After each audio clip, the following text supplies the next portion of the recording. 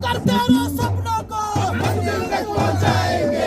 रोहित तेरे सपनों को मंजिल तक पहुंचाएंगे। रोहित तेरे सपनों को मंजिल तक पहुंचाएंगे। पायल तेरे सपनों को मंजिल तक पहुंचाएंगे। पायल तेरे सपनों को मंजिल तक पहुंचाएंगे। सोलंकी तेरे सपनों को मंजिल तक पहुंचाएंगे। सोलंकी तेरे सपनों को मंजिल तक पहुंचाएंगे। फूना तेरे सपनों को मंजिल तक पहुंचाएंगे। सर्व करने जा रहे हैं मीडिया के साथियों से और तमाम यहाँ पर आए साथियों से आप गुजारिश करेंगे कि सामने की तरफ आ जाएं ताकि अपनी सभा को हम लोग यहाँ से शुरू करें। आप सभी को जय भीम, हुल जोहार। साथियों, आज हम लोग एक बार फिर से जंतर मंतर पर मौजूद हैं, सड़कों पर हैं और हर बार की तरह के लिए सड़कों पर है। लेकिन अंतर इस बार थोड़ा सा ये है कि जिन लोगों को ये जिम्मेदारी थी कि वो हमारे साथ न्याय करेंगे, वो चाहे सरकार में बैठे हुए लोग हो, चाहे अलग अलग संस्थानों में बैठे हुए लोग हो, न्यायपालिका में बैठे हुए लोग हो, या जहां कहीं पर भी वो लोग बैठे हुए हैं, उनके ऊपर ये जिम्मेदारी थी कि वो हमारे साथ न्याय करते। लेकिन उन्होंने किया एकदम से उल्टा। उन्होंने ये कहते हुए एक गजट नोटिफिकेशन पर स्टे लगा दिया कि इसके दुरुपयोग की संभावनाएं हैं। एक ऐसा नोटिफिकेशन जो एग्जिस्टेंस में आया ही नहीं था, यूजीसी ने सिर्फ जारी किया था, कैंपसेस में अभी तक पहुंचा ही नहीं था। उस पर अभी तो आगे का कैंपस काम शुरू करते, वो कॉलेज तक पहुंचता है, उस पर कमेटियां बनती, उससे पहले ये कह दिया गया कि इसके दुरुपयोग की संभावनाएं हैं। ये अजम्पशन पर इस देश में पहली बार था कि सिर्फ संभावनाओं के आधार पर किसी गजट नोटिफिकेशन को, किसी रूल को रोक दिया गया। और ये हैरानी की बात यह है कि एक बार फिर से ये इस देश के दलित, पिछड़े, आदिवासियों के साथ में, महिलाओं के साथ में, दिव्यांगों के साथ में हुआ। क्योंकि हम लोग पहले से देखते आ रहे हैं कि हमारे हुक्मरानों का जो रवैया है वो हमारे प्रति कैसा है। हम ये बहुत अच्छे से जानते हैं कि हमें लेकर के उनके मन में बहुत सारे पूर्वाग्रह हैं, पहले से उनके मन में बहुत सारी चीजें बैठी हुई हैं। लेकिन उसके बावजूद भी हम ये उम्मीद करते थे कि वो हमारे साथ न्याय करेंगे। लेकिन सिर्फ संभावनाओं के आधार पर उन्होंने एक नोटिफिकेशन को रोक दिया।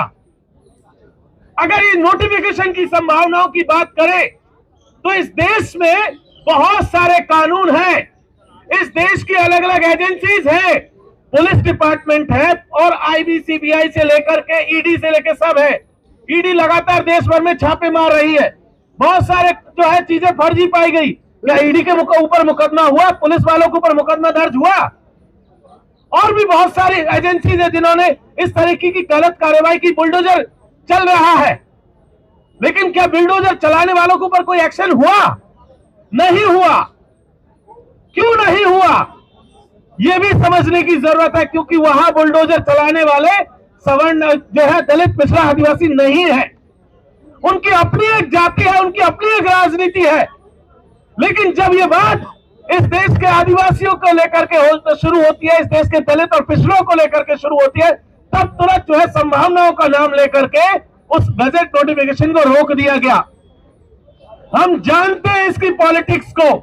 अगर किसी को यह लगता है कि हमें समझ में नहीं आता, हमने 90 का दशक देखा है कि जब मंडल कमीशन की सिफारिशों को लागू करने की बात आई, जब पिछड़ों को आरक्षण देने की बात आई, तो इसी मेरिट के नाम पर उसे रोकने का प्रयास इस देश के सवर्णों ने किया था, इस देश की अपर कास्ट ने किया था कि किसी तरीके से जो दलित पिछड़ा तो घुस गया, अब जो है दलित और आदिवासी घुस गया, पिछड़ों को नहीं घुसने दिया गया।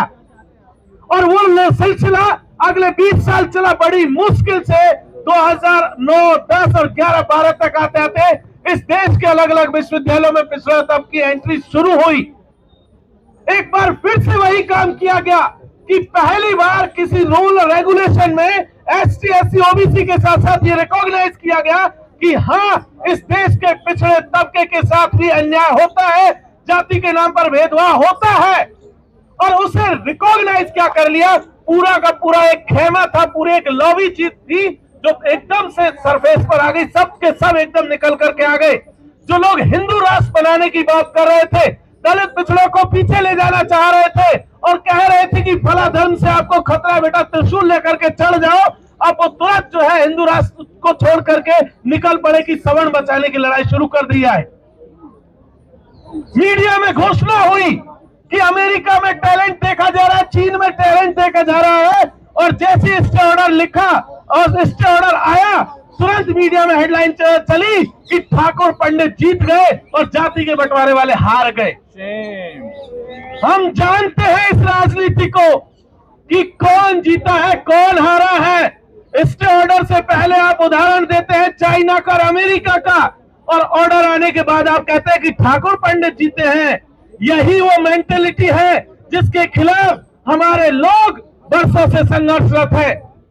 हम लोगों ने देखा है, हम लोगों ने जिया है, हम उसके विक्टिम हैं। हमने देखा है कि जाति किस तरीके से कैंपसेस में काम करती है। हमने अपने साथी रोहित वेमुला को मरते हुए देखा, हमने पायल तड़वी को मरते हुए देखा, हमने डेल्टा मेघवाल, इंद्र मेघवाल को देखा, दर्शन सोलंकी को देखा, हमने एम्स के भीतर अनिल मीणा की सुसाइड को भी देखा है 2012 के भीतर। हमने उन तमाम केसेस को देखा, हमारे अपने लोगों को मरते हुए हमने देखा है। लेकिन यहां एक तरीके से ऐसा माहौल बनाया गया कि एक सड़क पर चलने वाला रिक्शे वाले से लेकर के शंकराचार्य तक उठ खड़े हुए और कहने लगे कि इस देश के सवर्णों के खिलाफ एक कानून आ गया है। जिस तरीके का नैरेटिव शुरू हुआ, अभी तक जो प्रधानमंत्री को जो है बड़ी बड़ी बातें करते थे, प्रधानमंत्री को हिंदू राष्ट्र का सबसे बड़ा मुखिया कहते थे, उनकी जात खोद करके ले आए, कहने लगे ये तो तेली है, इसकी शक्ल देखते तो दिन खराब हो जाता है। यही लोग थे जब हम लोग किसान आंदोलन में किसानों के साथ खड़े थे, जब सीएनआरसी में मुसलमानों के साथ खड़े हुए थे, और तमाम तरीके की लड़ाइयों में जब इस देश के माइनॉरिटीज के साथ खड़े हुए थे, पिछड़ों के साथ, आदिवासियों के साथ खड़े हुए थे, वो हमें सर्टिफिकेट दे रहे थे कि चले जाओ, मोदी का विरोध कर रहे पाकिस्तान चले जाओ, सरकार का विरोध कर रहे पाकिस्तान चले जाओ। आज वो खुद मैदान में आकर के उसी सरकार को अलग अलग तरीके से क्रिटिसाइज कर रहे थे।